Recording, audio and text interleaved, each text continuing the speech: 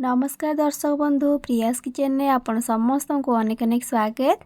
मु आज आपण मानक सहित फूलकोबी रोही माछ तरकारी रेसिपी शेयर करने नहीं आसी।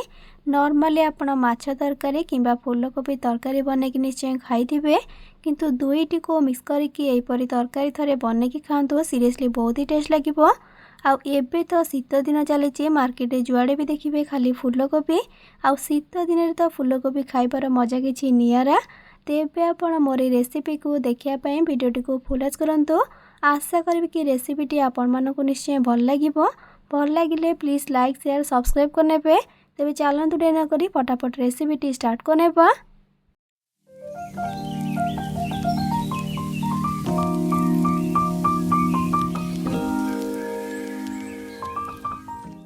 फूलकोबी रोही माछ तरकारी बनवाई प्रथम ये देखो मु नहीं आधा किलो रोही माछ आउ ताको भलसे ये मुझे धोईकी आनी।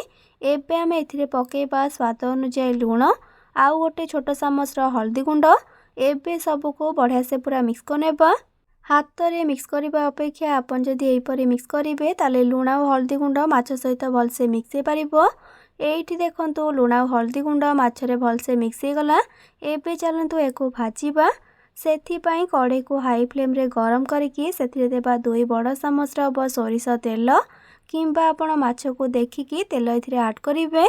आ माछ को सबले सोरिष तेल रे भाजीबे अधिक टेस्टी लागिबो। तेल भलसे पूरा गरम हो गला परे कड़े रे जेतिटा माछ जागा धरिबो सेही हिसाब रे ब्याच ब्याच करके माछ को ऐड करके भाजीबा। आ छाड़ी छाड़ी करके माछ को देबे नले से परस्पर सहित लागी जिवो। माछ किछि कड़े रे ऐड करनेला परे हाई फ्लेम रे माछ को 3 ରୁ 4 मिनट खंडे तळपट साइड को टिके कुक होबाक छाड़ीबा। 3 ରୁ 4 मिनट परे तापर ताको केयरफुली आरपट साइड को उल्टे नेबा।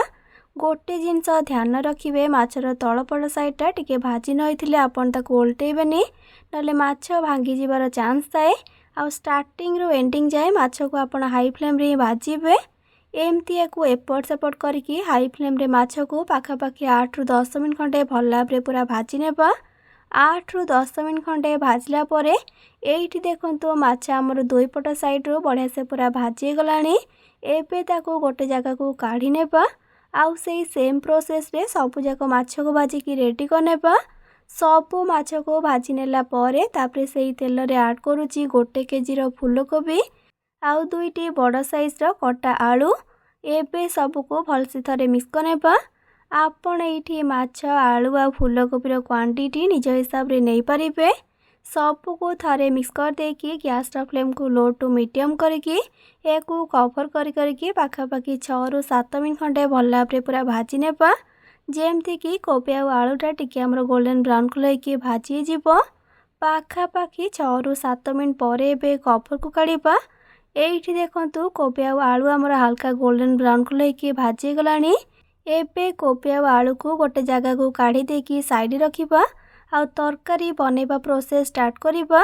सेथिपाई कड़े देबा पाखापाखि 1 बड़ चामच हब सोरिष तेल। आ तेल भल भाव गरम होगला परे सेथिरे दउची 2टी तेजपत्र आ आधा छोट चामच जीरा। आ जीरा भल भाव फुटी गला परे सेथिरे 1 बड़ साइज पियाज को लंबा लंबा करके काटिकी पकेबा। आ गैस रो फ्लेम को हाई करके हाई फ्लेम रे पियाज को हमें 8 ରୁ 10 मिनट खंडे भाजीबा। माने जेमती कि पियाजटा हमर गोल्डन ब्राउन कलर की भलसे पूरा भाजी जिवो। किछि टाइम भाजला परे एठी देखंतु पियाजटा हमर बढ़िया से पूरा एठी गोल्डन ब्राउन कलर की भाजी गलानी। पियाजटा एपरी भाजी गला परे सेथिरे दउची 1 बड़ चामच हब अदा रसुण बटा। आ अदा रसुण बटा को दे सारे के गैस रो फ्लेम को मीडियम करके मसला को हमें पाखापाखि 3 मिनट खंडे कषिबा। जेमती कि अदा रसुण रो कंचा बास्नाटा चली जिवो। एमती को कंटिन्यूअसली मिक्स करके कषुथिबे।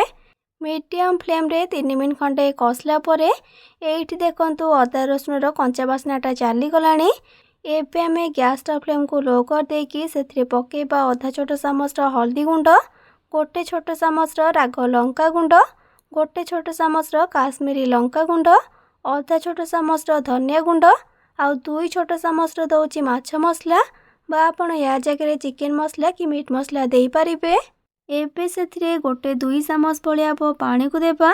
जेहेतु सुखिला गुंड मसला देले सेथिपाई कारण सुखिला गुंड मसला बहुत जल्दी पोड़ी जाए आउ मसला पोड़ीगला माने तरकारी टेस्ट को एकदम पिता करदेव। एबे सबको मिक्स करके लो फ्लेम रे मसला को पाखापाखि आउ 3 मिनट खंडे कषिबा जेमती कि गुंड मसलार भी कंचा बास्नाटा चलीज। एथिरे आउ पानी देबा दरकार नहीं कहीं गैस फ्लेम एठी लो रे अच्छी। लो फ्लेम रे आउ 3 मिनट खंडे कषला परे एइठी देखंतु गुंड मसलार भी कंचा बास्नाटा चलीगलानी आउ मसला देखंतु तळु बिल्कुल भी लागिकी पोड़ीनी। एबे सेथिरे गोटे मीडियम साइज रो कटा टमाटो को पकेबा आउ ता सहित स्वाद अनुसार लुण पकेबा। तरकारी पई जेतिकी लुण दरकार ए स्टेज रे पकई नेछि। टिके मिक्स कला परे मते जेहेतु मसला एकदम सुखिया लागिला सेथिपाई सेथिरे 3 ରୁ 4 चामच भलिया पानी को देकी मिक्स कर नउछि।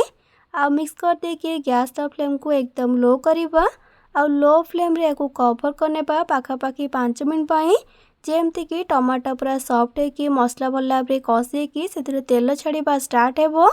आपण मसला को जिते भलसे कषिबे तरकारी आपणकर सेतिकी टेस्टी बनिबो। आउ पूरा एको कवर करके छाड़बेनि नले से तौल लगी पोड़ी जीवो। पाखापाखि 5 मिनट पर एबे कवर को काढ़ा। एइठी आपण देखि पारथिबे मसला हमर बढ़िया से पूरा एठी कषि गलानी आउ टमाटो मध्य पूरा सिझिकी मसला रे मिसी गलानी आउ तेल मध्य मसला रू पूरा सेपरेट हो गलानी। माने तरकारी पई मसला हमर एबे पूरा पूरी रेडी। आकु आउ अधिक न कषिकी सेथिरे एबे ऐड करबा भाजिकी रखिथिबा कोबी आउ आलू को। आउ कोबी आउ आलू को देई सारी मीडियम फ्लेम रे मसला सह कोबी आउ आलू को मिक्स करके 3 ରୁ 4 मिनट खंडे कषिबा जेमती कि मसलार फ्लेवरटा कोबी आउ आलू रे बढ़िया से आसीजिवो। जदि आपको एबे जाए मोर रेसिपी भल लगी थाए तेबे आपको लाइक करेंगे सांग मानक सहित शेयर करेंगे। चैनल नुआ थे प्लीज चैनल को सब्सक्राइब करने।